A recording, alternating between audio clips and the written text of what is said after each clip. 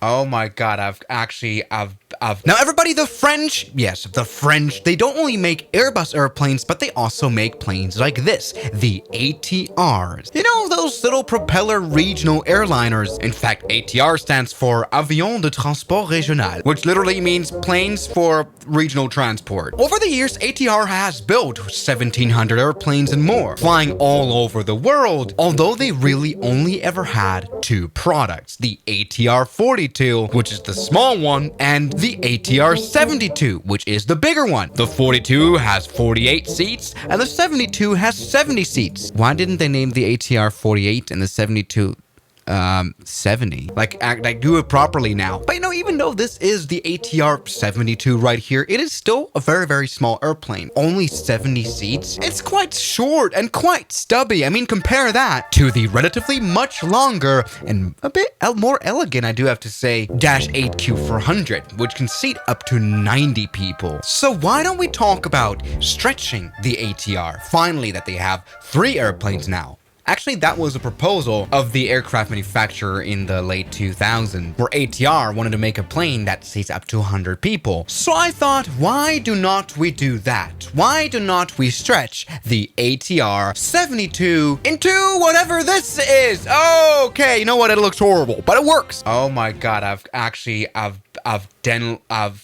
stretched the ATR-72 by 60 feet. That is 18 meters longer. You know, instead of 27 meters long, the ATR now is 45 meters long. And that is a bit scary. At least the door still works.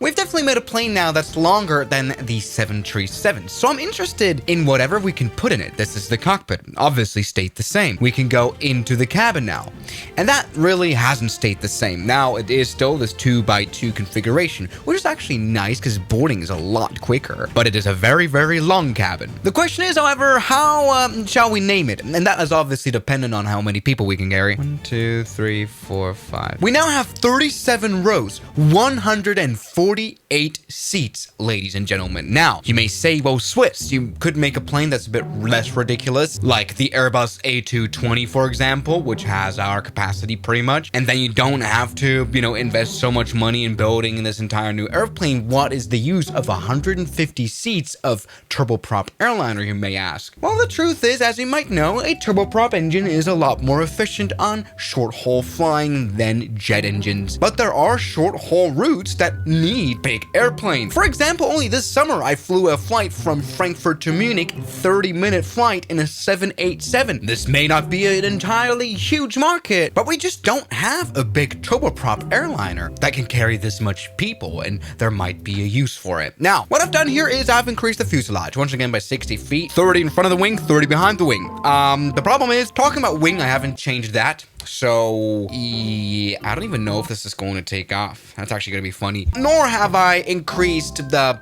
power of the engines, so we might be in trouble there as well. Either way, let's quickly see if we can turn on this plane now. And yes, we can. Look at that. The turboprop engines are turning on. Very, very good. Now, I have actually kind of I kind of forgot about one thing here. The point of the ATR is to be able to fly to very small airports that don't necessarily have airport equipment. So for example, we have these stairs right here, or this door right here. Very easy to enter. The airplane is supposed to be very low to the ground.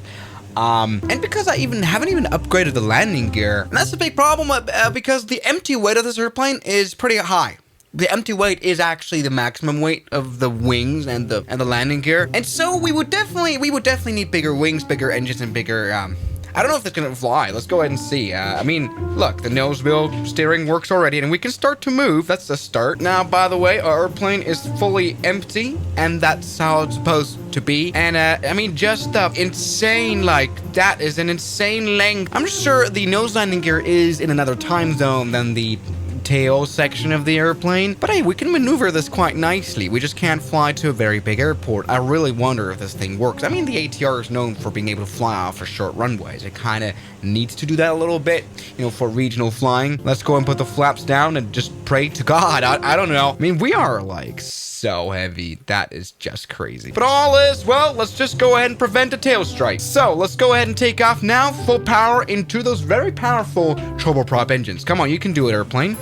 Yep, we're doing it. We are gaining speed a little bit, maybe. Okay, airspeed is alive. Yeah, airspeed is alive. Look at that. We've got 80 knots right here. And we should be able to fly out of here to make this airplane somehow make sense. Come on. 100 knots. Yes. 120 knots. Yeah. Can we take off? That was a slight tail strike. No problem, though. There we go. The ATR150, because it seats 150 people, has taken off. And we can see that the wings are struggling. Let's put the landing gear up. Look at that. And this is working. This is literally a flying pencil that even though this plane it flies ridiculously poorly now. We've got very bad like steering abilities. It does actually kind of work well. I mean, just look at how small those wings are in comparison to the long fuselage. Now we can put the flaps up and we are actually flying. Now we do need full power.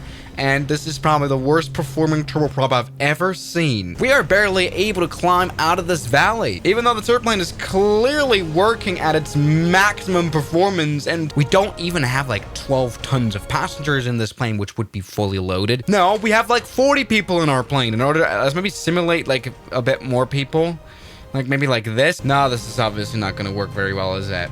Well, we are flying. It's just that we are only able to climb at 500 feet per minute, making this plane seriously unusable. Great. So, but something I always like about these planes is how maneuverable they are on the roll axis because the wing is so small, but actually, you know what, this maneuvers very poorly. Let's maybe see if we can come in for a landing again. Once again, for this whole flight, we've been using full power flight. Come on. Oh my God. We're near stall. We are so near stall. And once we touch down, that landing gear is just going to break. It just cannot keep up with the forces of our incredibly increased weight, but we're doing okay. This is like a recipe for disaster, but hey, let's go ahead and try a landing. Indeed, the plane somewhat flies. Put the landing gear down. Hey, that looks nice. Let's go ahead and start putting out the flaps. That comes out well too. And this is interesting. We didn't even have to like mod the engines properly in order to make this plane fly somewhat. I mean, it is able to get airborne. That's kind of the only point. Let's see. Over there is our little airport. Let's land down there. You know what? I expect this. Of course, this is aerodynamically simulated, and I very much expected this to go up like worse. Okay, looking good. Okay. We've got like Boeing style GPWS callout. That's very nice. Now we can't land. We need to land quite fast. We can't really have a big flare angle, otherwise we're gonna just crash that fuselage.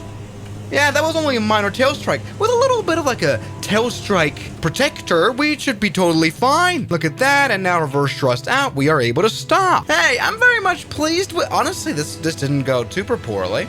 Nice. Now, there is one thing that I'm very much afraid of here with this ATR-150, and that is bad weather. Well, the ATR is sort of a workhorse, so it needs to be able to do bad weather, and this thing probably can. Crosswinds will definitely be a nightmare. Why? Because the fuselage is so long, but the vertical stabilizer and the rest of the wings are not very big. We've got extremely bad yaw authority. Also, that long fuselage, you know, serves for attack area that's quite big on this plane now. We will definitely be crushed in sort of a crosswind scenario. Let's try that out now.